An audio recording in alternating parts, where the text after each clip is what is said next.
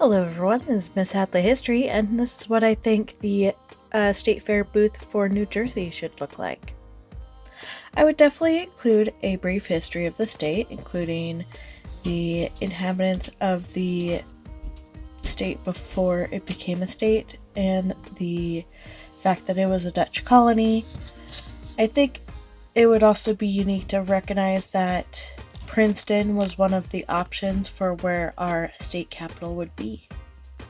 New Jersey is full of many wonderful historic sites, such as Thomas Edison's Historical National Park, where you can see his inventions on display. Also, there's George Washington's winter quarters that you can promote while at your booth.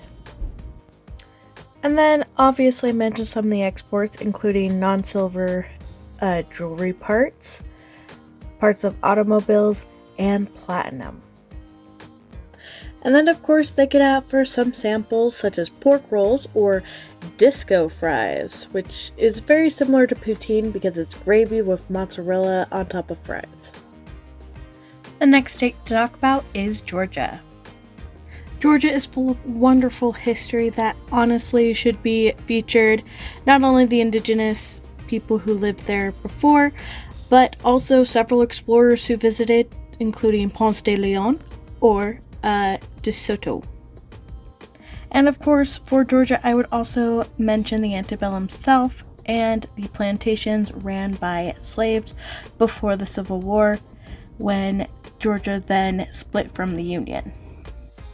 And of course, there are so many historical figures and celebrities that came from Georgia, including Ray Charles and also the civil rights leader Martin Luther King Jr.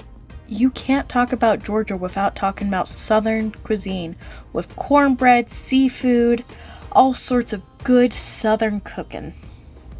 That's it for these two. Let's move on to the next two.